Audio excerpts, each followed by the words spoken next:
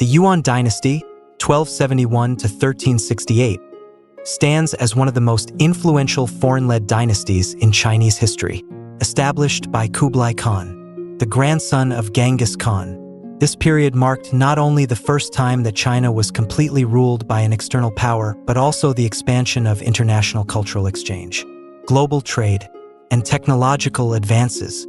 Under Yuan rule, China became a central hub of a vast empire that stretched across Asia into Europe.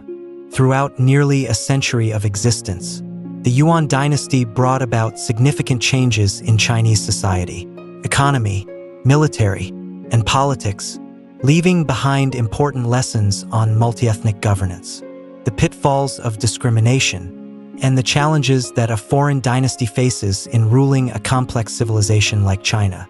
The rise and fall of the Yuan dynasty tell a fascinating tale of ambition, tension, and legacy, highlighting the intricate dynamics between foreign rulers and the people they governed. The historical context of the Yuan dynasty began with the legendary conquests of Genghis Khan, who built one of the largest empires in history, spanning from Asia to Europe.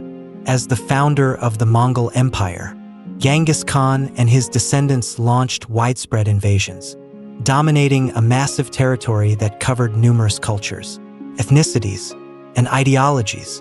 In this context, Kublai Khan, the grandson of Genghis Khan, had a unique vision that set him apart from his ancestors.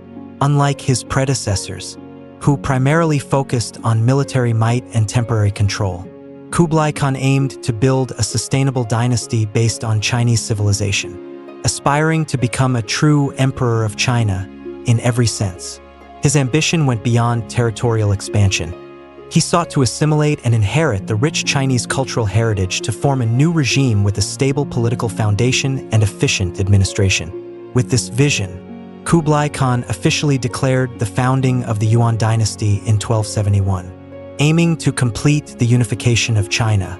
Just 2 years later, in 1273, Yuan forces secured control over northern China and launched large-scale campaigns to destroy the southern Song dynasty in the south. The war with the Song dynasty extended over a decade, culminating in the Battle of Yamen in 1279 when Yuan forces triumphed completely over the Song, marking the first time that China was unified under the control of a foreign empire. This historical turning point not only ended centuries of division but also elevated the Mongols to the highest governing position in China. However, to maintain control over such a vast territory with a large population, the Yuan dynasty established a strict system of ethnic division and social stratification. This social hierarchy divided the population into 4 classes, with the Mongols at the top, followed by the Simu, Central and Western Asians loyal to the Mongols, the Han Chinese of the north, those who had lived under the Jin dynasty, and lastly, the Southern Han Chinese, those previously under the Song dynasty in the south. This ethnic stratification aimed to protect Mongol power, ensuring absolute control over the large Han population while curtailing their authority. This policy of ethnic segregation created a rigid and harsh social hierarchy. Han Chinese, whether from the north or the south, felt oppressed and treated as second-class citizens in their own homeland. The Han, with their long-standing cultural heritage and deep-rooted ideologies, resented being restricted in their rights and denied access to important positions in the government and military. The restrictions on their freedom and lower status created a simmering sense of rebellion throughout society. This discontent gradually spread and eventually erupted into widespread rebellions, the most notable of which was the Red Turban Rebellion. This policy of discrimination not only caused the Yuan dynasty to lose the support of the people but also planted the seeds of deep-rooted instability. As a result, the Han population never truly submitted to Yuan rule and continuously harbored revolutionary ideas, creating long-term challenges for the dynasty's longevity. To consolidate power and ensure stability, the Yuan dynasty maintained many traditional Chinese administrative structures, blending them with the Mongolian military system. Key government positions, such as Chancellor, Chief of the Secretariat, and Director of the Censorate, were all held by Mongols or loyal allies, ensuring that ultimate authority remained in the hands of the ruling class. Additionally, Kublai Khan implemented a strict system of delegated local governance, where provinces and regions were administered by local officials under the close supervision of the central government to prevent uprisings and conspiracies. The Yuan government also maintained control over the military by assigning Mongols and Central Asians to key military positions, ensuring that the armed forces remained loyal to the regime. However, this reliance on the military and brute force to maintain order ultimately resulted in a bloated and costly apparatus, placing a heavy burden on the imperial treasury. Economically, the Yuan dynasty placed a strong emphasis on international trade and expanded the Silk Road, transforming China into a global trading center. Merchants from around the world, especially from the Middle East, Persia, and Europe, arrived in China, bringing with them goods and cultural influences that created a vibrant period of cultural exchange. Major commercial cities such as Hangzhou and Beijing flourished as bustling hubs where merchants from diverse nations gathered. To accommodate the growing trade demands, the Yuan dynasty introduced paper currency as a new form of payment to reduce dependence on metallic coins. However, due to a lack of effective control over its issuance, the paper currency quickly suffered from inflation and devaluation, leading to significant issues in the economy. The loss of confidence in the Yuan currency system among the people became one of the critical factors accelerating the dynasty's decline. In addition to economic development, the Yuan dynasty achieved notable progress in fields such as science, technology, and medicine, thanks to international cultural exchanges. The Yuan adopted advanced military techniques from Central Asia and the Middle East, particularly in artillery and cavalry technology. These techniques were widely applied in the Yuan army, contributing to numerous military successes. Meanwhile, the Yuan government established institutions for astronomy and medicine, conducting research on celestial phenomena and healing practices.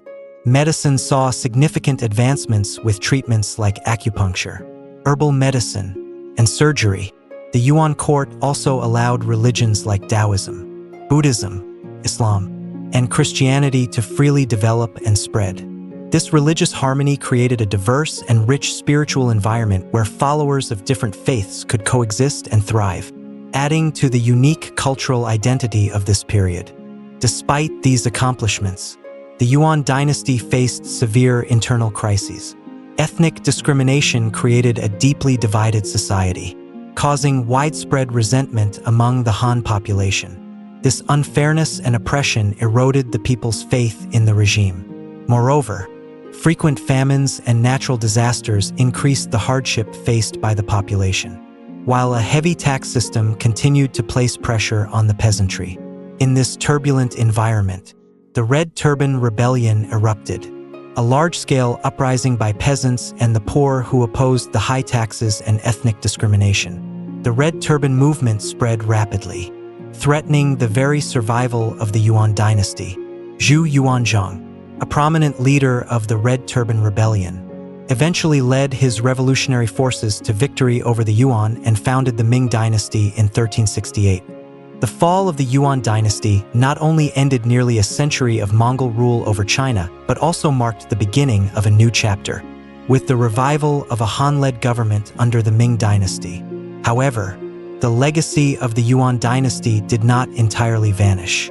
This period left an indelible mark on international trade, laying the foundation for the development of the Silk Road in subsequent dynasties. Furthermore, the lessons on multi-ethnic governance, social stratification policies, and their consequences served as valuable insights for later dynasties, especially the Ming and Qing, in avoiding the mistakes that led to division and decline. In retrospect, the Yuan dynasty was a complex era of highs and lows, combining significant achievements in culture, science, and international trade with enduring lessons in governance and social harmony. It was not merely a short-lived dynasty, but rather a distinct chapter in Chinese history that left a diverse and lasting cultural and social heritage, contributing to the growth and development of Chinese civilization for centuries to follow. The fall of the Yuan Dynasty vividly illustrates the deep lesson that an empire can only endure when it finds harmony and fairness among its ethnic groups, respecting the identity and rights of all people rather than enforcing domination and discrimination. Thus, the legacy of the Yuan Dynasty lives on, not only in its successes or failures, but as a guiding example for later dynasties in shaping the future of China.